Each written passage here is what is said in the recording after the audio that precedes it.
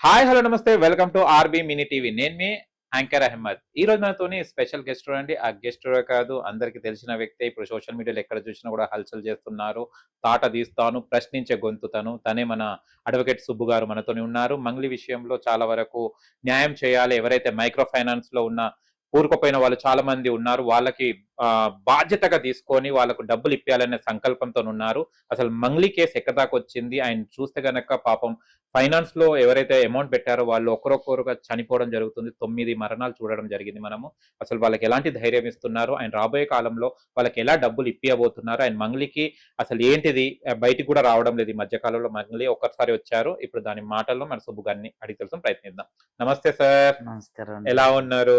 బాగున్నా. మొత్తం చూస్తే గనక సోషల్ మీడియా మొత్తం హల్చల్ చేసేస్తున్నారు. అంటే హల్చల్ కన్నా ముందు మీకు గట్స్ కి హ్యాట్స్ ఆఫ్ సార్.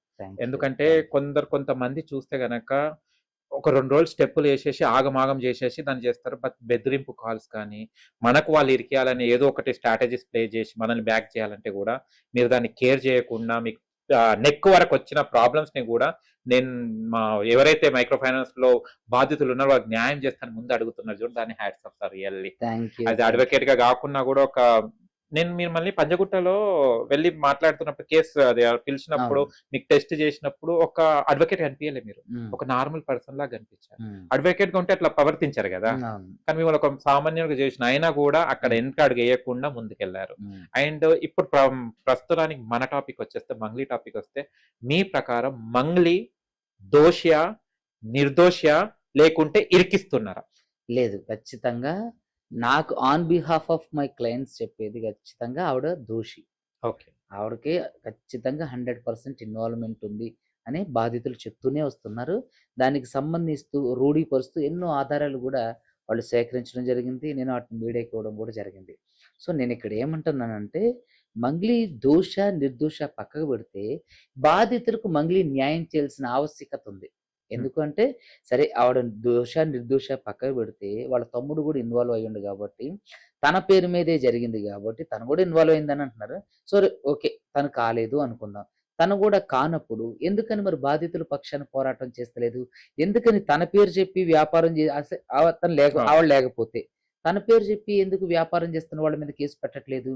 బాధితుల పక్షాన మాట్లాడుతున్న సుబ్బు మీద ఎందుకు కంప్లైంట్ పెడుతుంది అంటే, ఆవిడ చెప్పకనే చెప్పేది ఏంటంటే ఆవిడ ఇందులో ఇన్వాల్వ్మెంట్ ఉందని. ఆవిడ నిజంగా ఏ తప్పు చేయని ఆవిడైతే, నిజంగా ఎటువంటి పాపం పుణ్యం తెలియనప్పుడు బాధితుల తరపున నిల్చోవాలి, బాధితుల తరపున ఫైట్ చేయాలి, బాధితులకి అండగా ఉండాలి. ఈ మొన్న కూడా ఒక ఆయన చనిపోయారు, పాల్తాండలో ఒక ఆయన చనిపోయారు.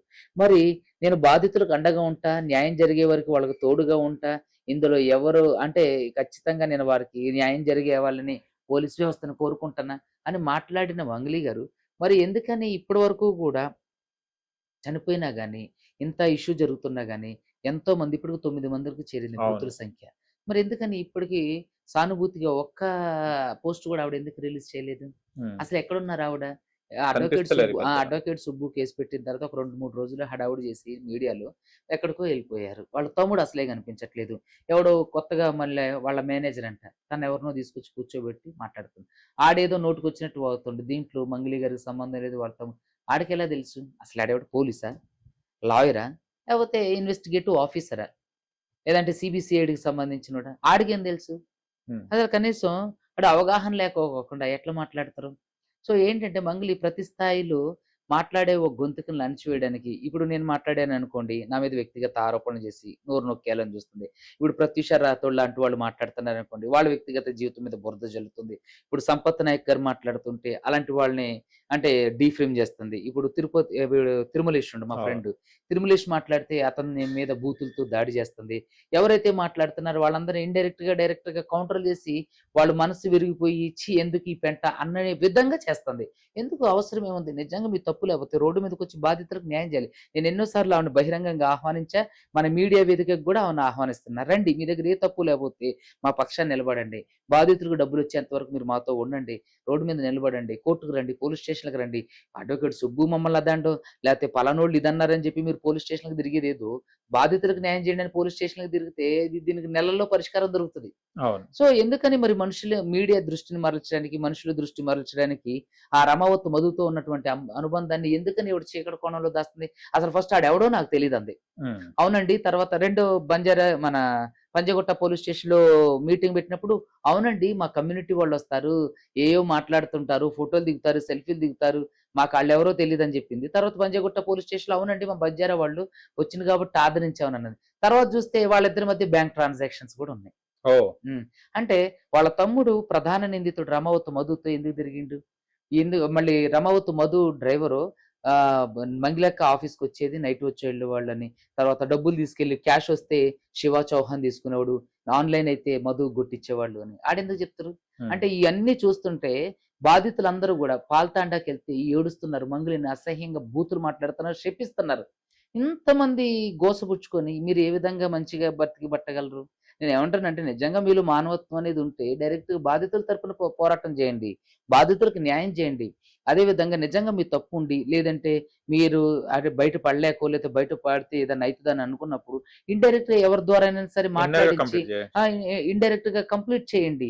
బాధితులకు న్యాయం జరగాలి. సరే రూపాయి తీసుకున్న తర్వాత ముప్పావే ఇచ్చేయండి. బాధితులకి బ్రతుకుతారుగా. లేదంటే నేను చెప్తున్నా మృతుల సంఖ్య పెరిగే అవకాశం ఉంది. ఓహ్! నిజంగా 9 మంది లాస్ట్ ఆ పాల్తండాకెళ్ళి ఆయన చూసినప్పుడు నాకు చాలా బాధేసింది. చిన్న అసలు చాలా చిన్న ఏజ్‌లో చిన్న పిల్లోడు, భార్య గూడా ఎంతో చిన్న వయస్సు. అరేయ్! జీవితంలో ఏం అనుభవించకుండా చనిపోయిండే. అవును. అరే! అతను చేయని పాపానికి ఇప్పుడు చేసిన పాపానికి ఏదో జరిగిందంటే పోనీలే కర్మ అనుకుంటాం. అవును. మరి ఏ పాపం చేయకోకోకుండా తను తినుకోకుండా అప్పులు తెచ్చి, ఇల్లులమ్మి, భూములు తాకట్టు పెట్టి, బంగారాలమ్మి వాళ్ళ అమ్మను కూడా చూసుకున్నట్టే అవును. చాలా అవును. ముసలావిడ. అసలు కదలలేని పరిస్థితిలో ఉంది. మరి ఏం ఆళ్ళ తెలుసు ఆళ్ళ ఆమెకి ఉసిరి పాపం ఎవరికి అది. తగలాలి? నేనేమంటానంటే దయచేసి మంగ్లీ గారికి నేను చెప్పేదేంటంటే రండి. ఇప్పటికి మీ మీద మాకు కోపం లేదు. రండి. మీరు మాకు తరపున నిలబడి బాధితులకు న్యాయం చేస్తే మంగ్లీది ఏ తప్పు లేదు. నేను నిజంగా మంగ్లీ గారికి బహిరంగ క్షమాపణ చెబుతాను. నేను బయటకొచ్చి చెప్తా.